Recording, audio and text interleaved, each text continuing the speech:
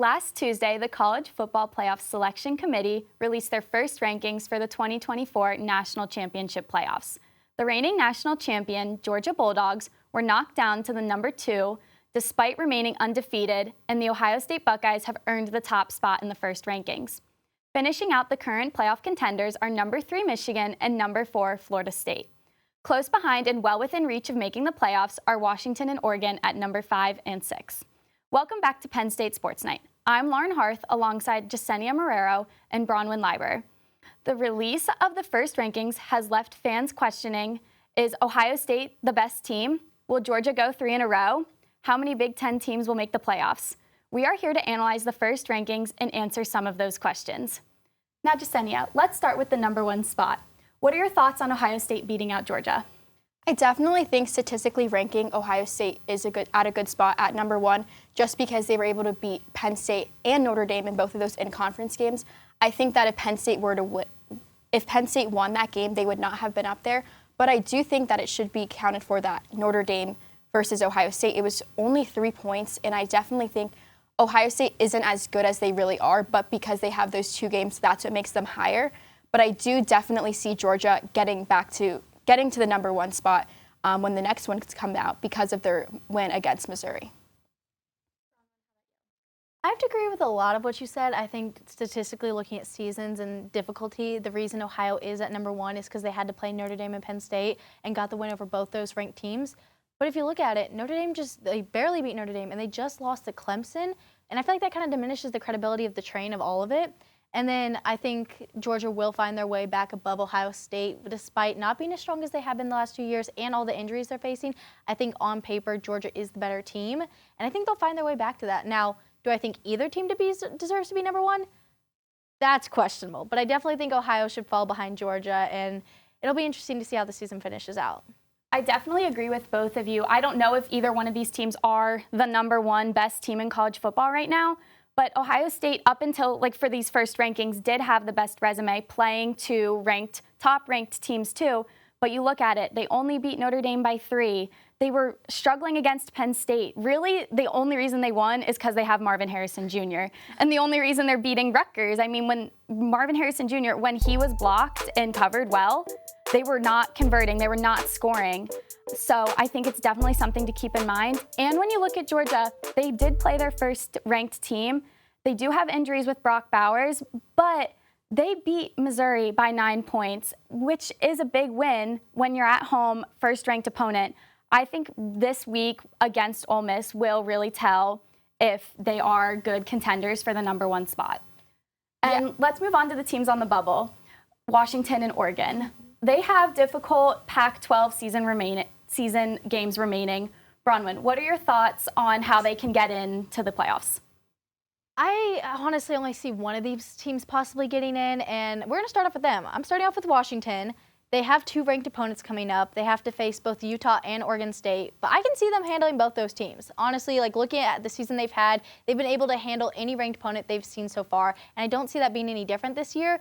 They have Michael Penix Jr., who has always been a decent quarterback, but this year has truly stepped up. Heisman contender for sure, having the highest completion rates he's ever seen, and Washington is loving it for sure. And it's not just a one-man show like some people may argue USC is.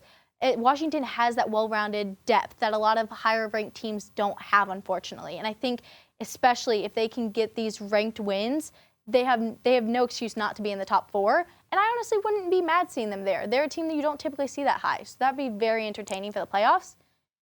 As for Oregon, I have to give them credit. They've had a much better season than we've typically seen, and that's always fun. You gotta love the Ducks.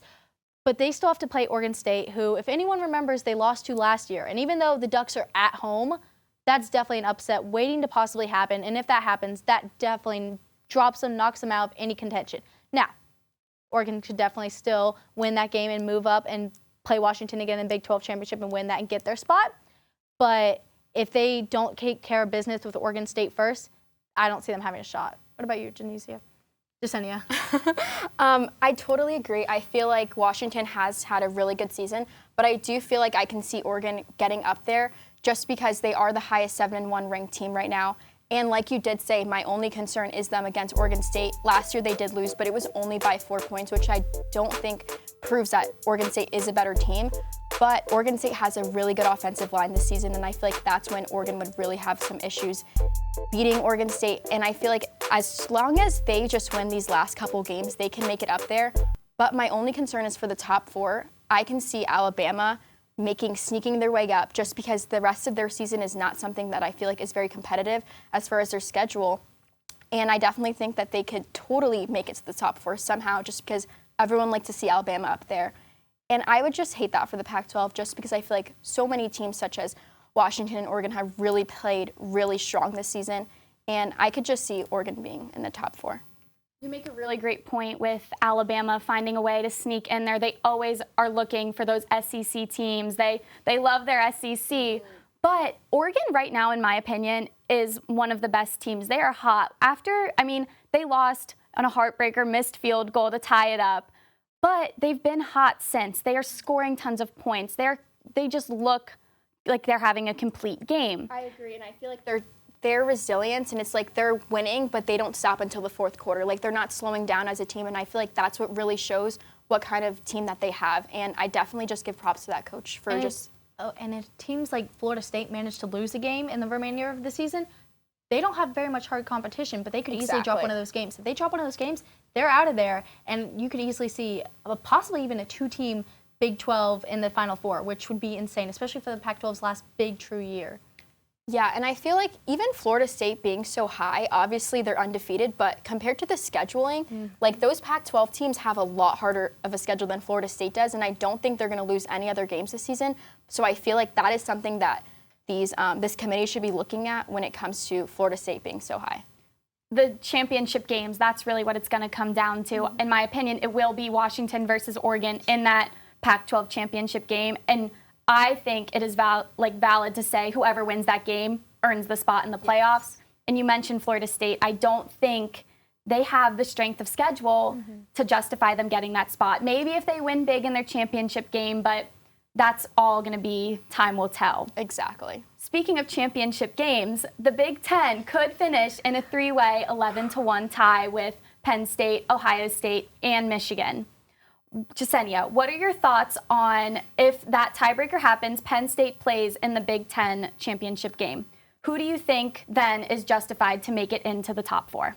I think because of the fact that Penn State was at an advantage with scheduling, playing Iowa, which Michigan and Ohio State didn't have the opportunity to do, I think Penn State would be elevated for that.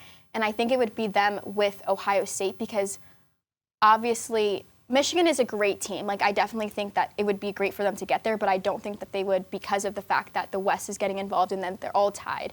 So I would say Penn State and Ohio State. Adding on to what you said, Jezenia, it wasn't just a win for Penn State over Iowa. It was a dominating shutout, 31-0. That's a statement right there to Penn State's defense, Penn State's offense, being able to score above 30 for however many games in a row it was at that point, and holding a team to 0, a ranked opponent to 0. That's a statement. Now, unfortunately, all 3 wins would have to be at-home wins, so it's not like anyone has leverage there, and it's just like at-home's an advantage nonetheless. I think they're going to give it to Ohio State if that were to happen because they're clearly loving Ohio State, putting them above Georgia, back-to-back national champions. You're putting them above them. Clearly you see something in them that we're not seeing as viewers. So I see them, unless Michigan absolutely demolishes Ohio. We're talking Georgia TCU kind of matchup. Unless they demolish them, I see them putting Ohio State in over the 3. I think those are great points both of you make. I think it really is going to come down to can they all win at home. If they can all win at home, then you really do see the strength of all the teams. And I think it would be hard to justify not putting Penn State in if they make it to the championship game. Then there becomes the gray area. Well, Michigan beat Ohio State, but Ohio State beat Penn State. So I think it's really going to be interesting to see as the season ends. It will be exciting to see how the rankings will shake out with the end of the season and championship games looming. That's a wrap for this edition of Penn State Sports Night. For Jezenia Marrero and Bronwyn Liber, I'm Lauren Harth.